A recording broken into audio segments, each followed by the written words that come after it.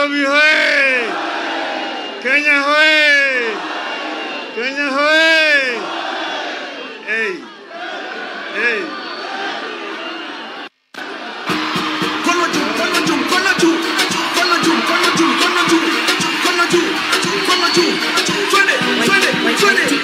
Vijana mnataka nani? Na wazee mnataka nani? Iwa mama mnataka nani? Hey! Nimeona na nimeridhika. Mmekuja kwa fujo. Anaye macho na anayesikia na kwanza leo nimerudi nyumbani baada ya ziara ya siku 10. Nilikuwa nchi ya Poland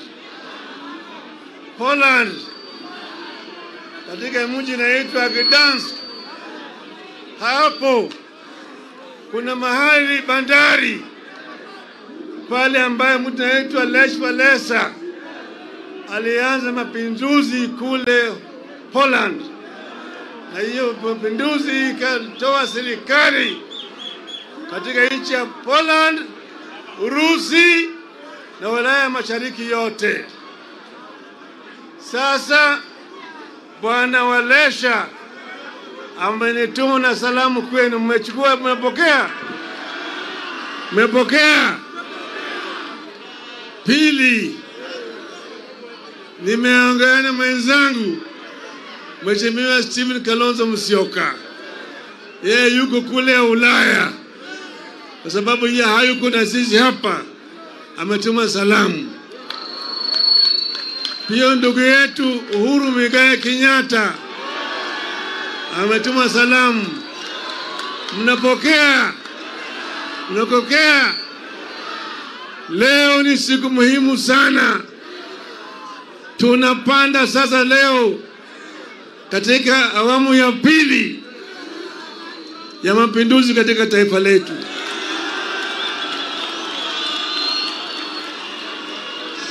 Kwa hivyo nataka mniruhusu kwanza niongee na dunia mzima, nieleze sababu gani nataka kufanya. Unakubali? Nitasema na kimombo, sawa? Kwanza naanza na quotation. Woe to those who make unjust laws, those who issue oppressive decrees, to deprive the poor of their rights and withhold justice from the oppressed of my people, making widows their prey and robbing the fatherless. What will you do on the day of reckoning, when disaster comes from afar? To whom will you run for help? Where will you leave your riches? Unquote. That is Isaiah chapter 10, verses 1 to 3.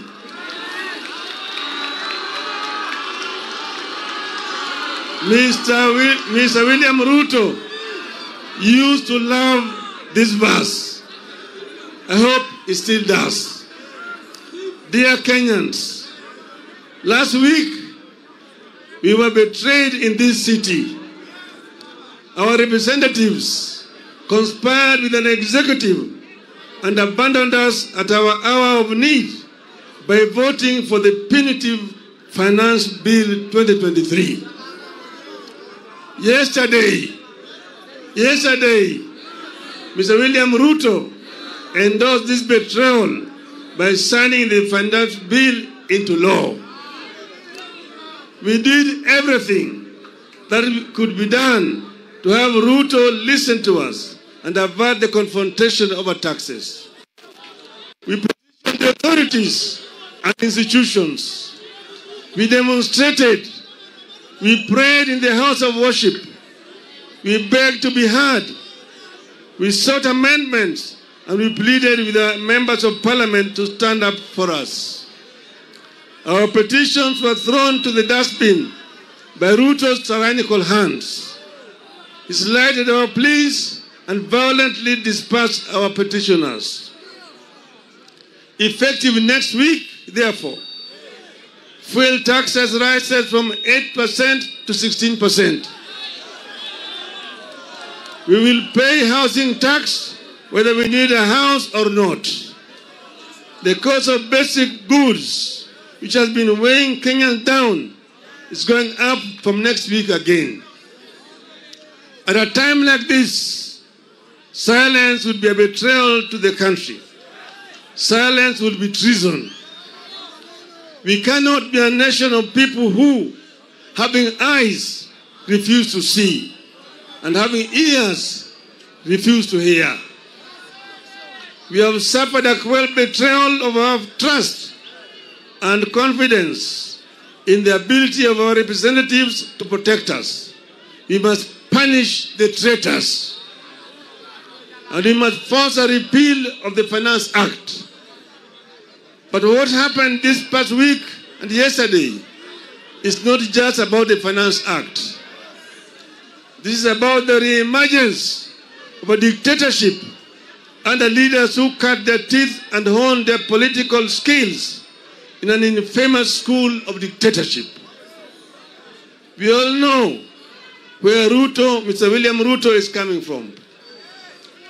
We all know where Rigathi Gachagua is coming from. In the run-up to the vote on the bill, more than 90% of Kenyans rejected it. Even after MPs voted in favor of the bill, polls continue to show that the majority of Kenyans did not like it. However, true to his character as a dictator, Ruto proceeded as if Kenyans had not spoken and imposed punitive taxes on us without our consent. That is contempt for the people. In a democracy, few individuals can use government as their tool against the people. The idea that only the wishes of Ruto and Gachagua matter in this country today must attract a very heavy price. Ruto is testing the limits of his illegitimate power. Ruto is testing whether we still have the will, energy, and resolve to fight remnants of dictatorship.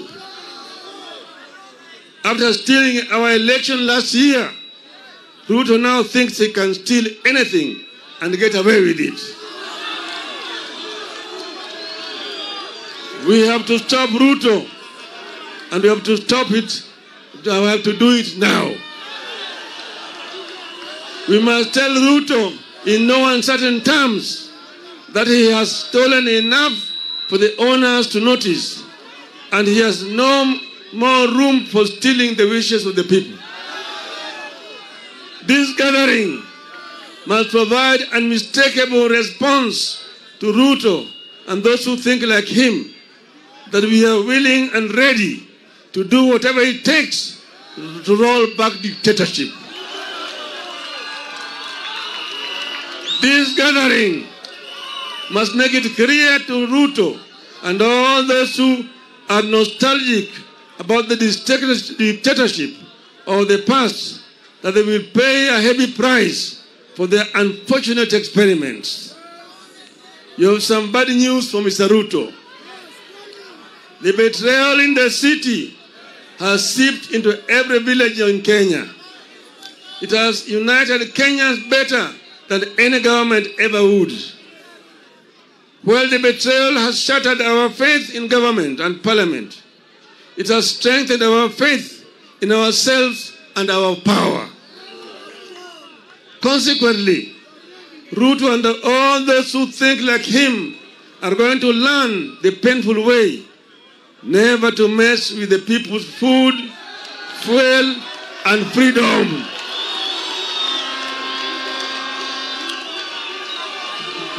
Hello? Ruto and his ilk are going to learn the hard way that Kenyans are fed up but not helpless. In this time of desperation in the country, Ruto is selling illusions of hope to our people with the phantom proposals that are meant to line the pockets of his cronies. It is wrong. It is cruel. It is evil. The question we must ask ourselves is, can a leader mean well for the people than the people do for themselves? The answer is no. Kenyans must not trust that insider smile that Ruto wears. It is betrayer's kiss. If Ruto meant well, he would have listened to the people. He did not, and now we must fight. Fellow Kenyans, comrades, a regime that has so blatantly ignored and betrayed us does not deserve our delegated power. We are taking back our sovereign power. We are going to the trenches ourselves to fight for ourselves. This regime does not deserve our obedience. We have no obligation to work for the success of a regime that has no interest in our success. We are the people. Sitasimama maovu ya kitawala. Sitasimama maovu ya kitawala. Hello? There's no other option left. We must fight. We are going to fight everywhere and anywhere until the Finance Act is repealed. We will adopt a series of acts of civil disobedience to force this regime to recognize that we, the people, are supreme. Through civil disobedience, we will deny Ruto the taxes he thinks he can extort from us by force. Dear Kenyans, we have been abandoned by our leaders. We must now look out for each other and be our brothers and sisters keepers. Here, therefore, are my requests to you, my people of Kenya. Let us embrace tax boycotts. Let us deny Ruto the fuel tax by limiting consumption of petrol and diesel. One way to do this is to carpool. Let us arrange to make regular journeys in a single vehicle whenever possible. Give each other a ride. Cut down on non-essential travel. Walk instead of driving whenever possible.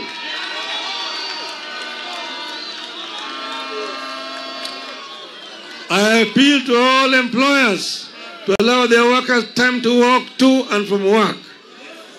I appeal to matatu owners to support tax boycotts. While observing safety measures, maintain the current fare but double your carrying capacity as part of the civil disobedience. Our police officers should support our call by allowing matatus to carry above capacity at current costs so that Kenyans can commute. Niko tayari kulipa gharama Hello?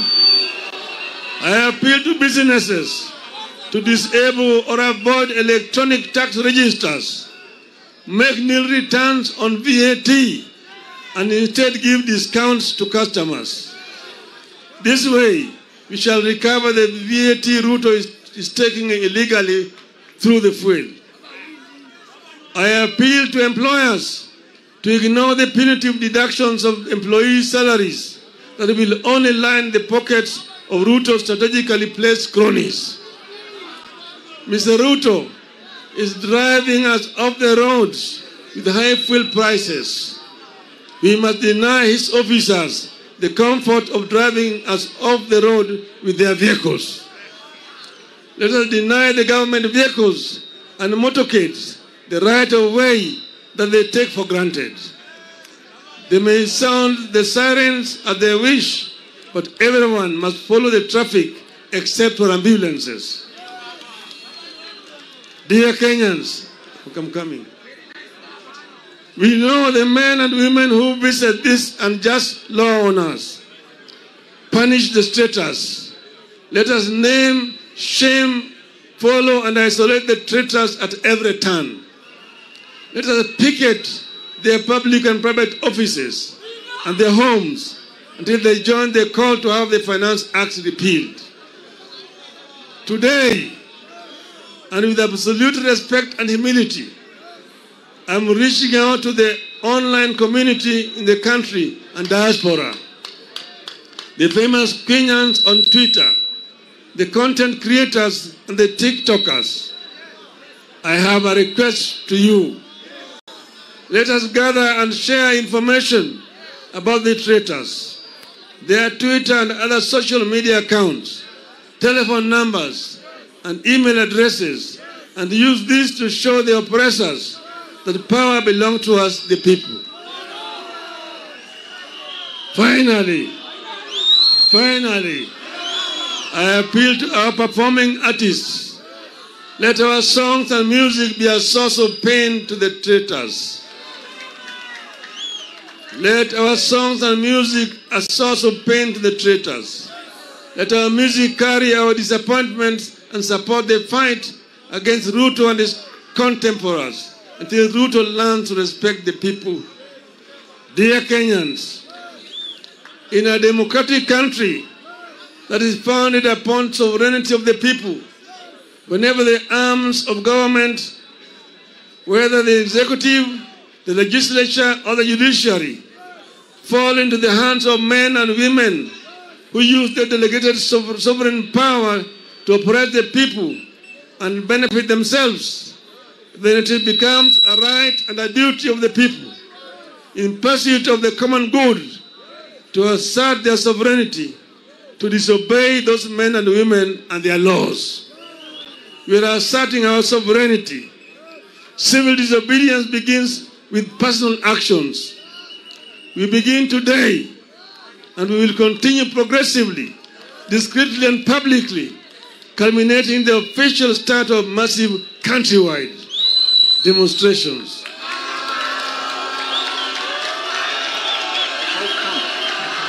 That fuel in Uganda is cheaper than fuel in Kenya. Ooh. To those who make unjust laws, to those issue oppressive decrees, let us get to work. Let us get to work. Tuanze kazi. Tuanze kazi. Tumesema hao watu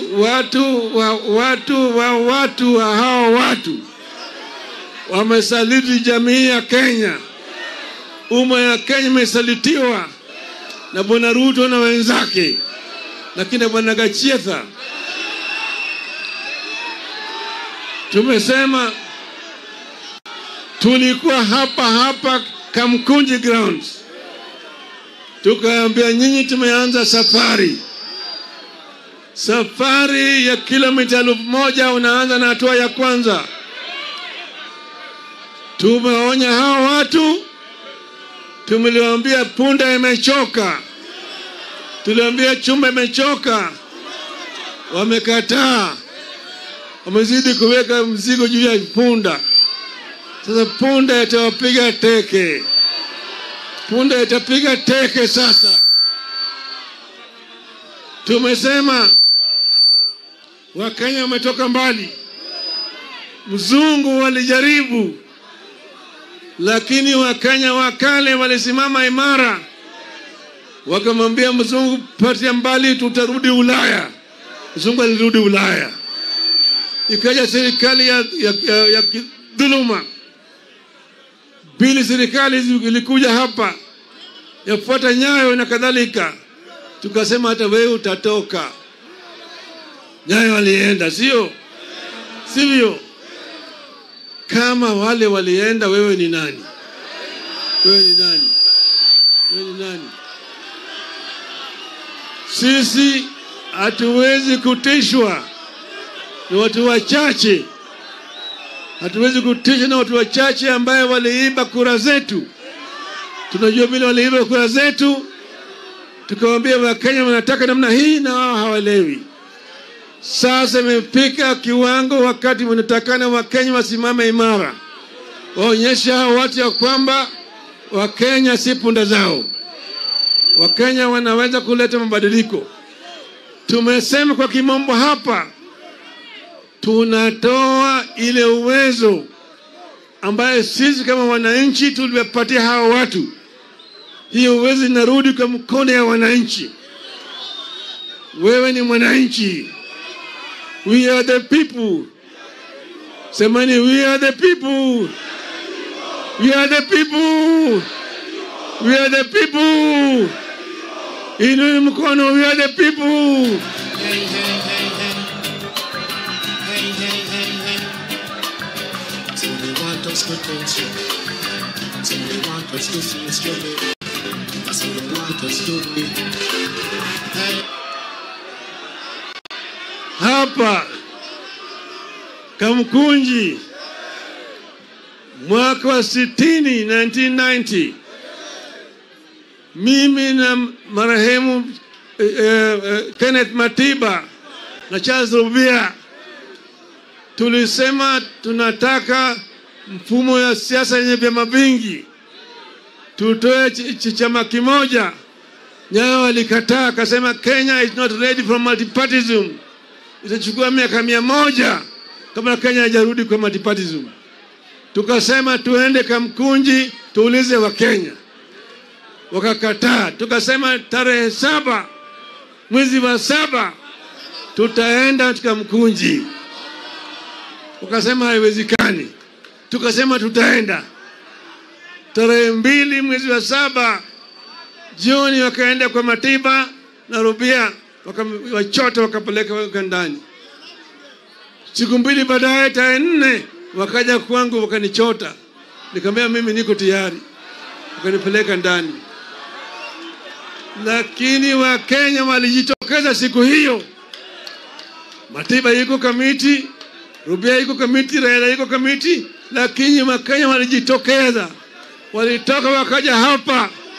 Walipigana hapa na polisi. Watu karibu 50 waliuawa siku hiyo hapa Kamkunji. Lakini mwishowe ililazimisha Nyayo kutoa Matiba, kutoa Rubia, kutoa Raila na kufungua katiba na kurusha ile section 2 mbali, sio? The power is with the people. Kwa hivyo leo mimi nataka kufundisha Ruto. Tutafundisha Ruto mafunzo hapa. Hajaelewa. Tutamwonyesha. Tutamfundisha. Na Bwana Kachietha, Kenya is bigger than you all. Kenya is bigger than all of you. Mimi nataka ni nyinyi muinue mkono. Mimi mzalendo wa Kenya, na hapa kwamba niko tayari kutoka na kuandamana ili uhuru ikuje, gharama maisha rudi chini, usuru bandia itolewe. Mwenyezi Mungu nisaidie.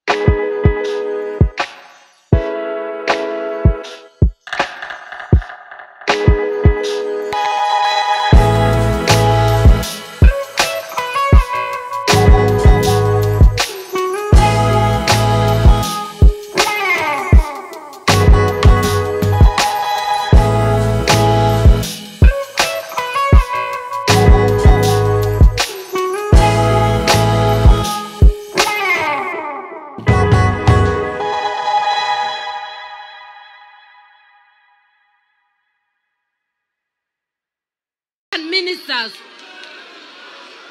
mnataka walimu kwa watoto wenu au mnataka mabwenyenye? Mimi nasema tuwe tayari kulipa nini? Tuwe tayari kulipa gharama.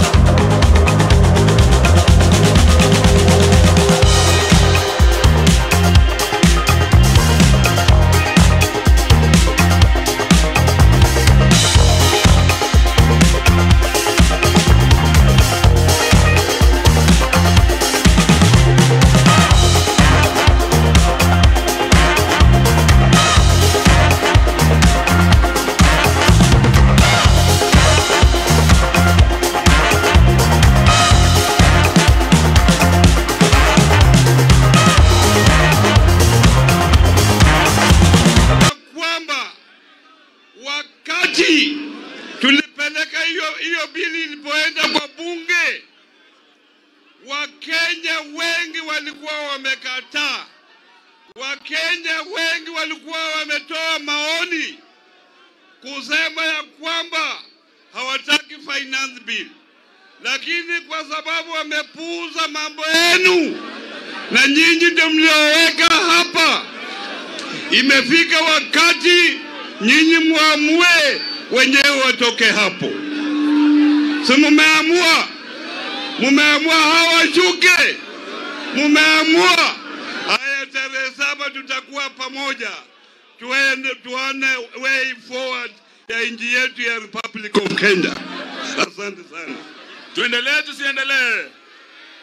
Mnataka mpokee salamu za Uhuru Kenyatta kutoka chama cha Jubilee, ndugu yangu Jeremiah Kioni wa Madhuburia. Karibu bwana.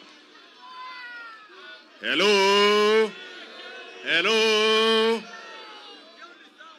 Lugha ambayo William Ruto na Gachiedhera wanaweza elewa ni lugha ya maandamano peke yake. Na vile baba amesema hapa, kama hukuelewa sikiza. Amesema kuanzia tarehe 7 mwezi wa 7 maandamano non-stop mpaka watu watoke State House. Hello. Tunaelewana? Tarehe 7 mwezi wa 7. Na tofauti ya siku ile na leo ama siku zimepita, itakuwa ya kwamba maandamano ni mpaka kijijini, watu ambao mpaka kwa village kule nyumbani. Kwa sababu huyu Ruto alidanganya Waingereza jana alipokuwa kule. Akaulizwa kama anaweza tolewa kwa serikali, akasema hawezi. Atajua Wakenya wanajua ile hawajui. Na atajua hajui. Nguvu ya serikali ya Kenya iko mkononi mwa Wakenya. Na sisi ndio tunasema kuanzia tarehe 7 afuge vilago aende nyumbani. Leta hii sufuria. Nilimwambia aweke ugali hapa. Ameshindwa kuweka ugali kwa sufuria. Kiongozi ambaye ameshindwa kuweka ugali kwa sufuria hana maana kwa Mkenya yoyote. Na mimi nakubaliana na viongozi ambao wameongea hapa, wakisema ya kwamba kama ukikutana na wale ambao walitusaliti kule bugeni, waambie wewe ni msaliti. Ulipiga kula kusaidia Ruto, sio kupiga kula kusaidia Wakenya ambao walikupigia kula. Mjue ya kwamba mara ya kwanza tangu 1963, mara ya kwanza tangu 1963, watoto wameenda nyumbani zaidi ya wiki moja kwa sababu serikali imekosa kuwalipia karo. Pesa ambazo wanatumia kukula mandazi na kulipia mabibi maofisi zinatosha kuweka watoto wetu shule. Kwa hivyo sisi kama Wakenya, na mimi nasema na hapa, mimi nataka kuapa, mimi ndio nitakuwa mwisho kutoka kwa hii maneno. Hakuna maana ya kuongea na hii wakora. Wakora wa miezi 7, ugoje miaka 5, utakuvia bule, atapeleka sisi wote Chakahora. Lazima sisi wenyewe tujiokoe, na lazima sisi wenyewe tujiokoe. Kaede, kaede, kaede, kaede, kaede. Asante sana. Tuendelee tusiendelee? Kutoka Mlima Kenya tunawaletea gavana Mwangi wa Iria. DJ.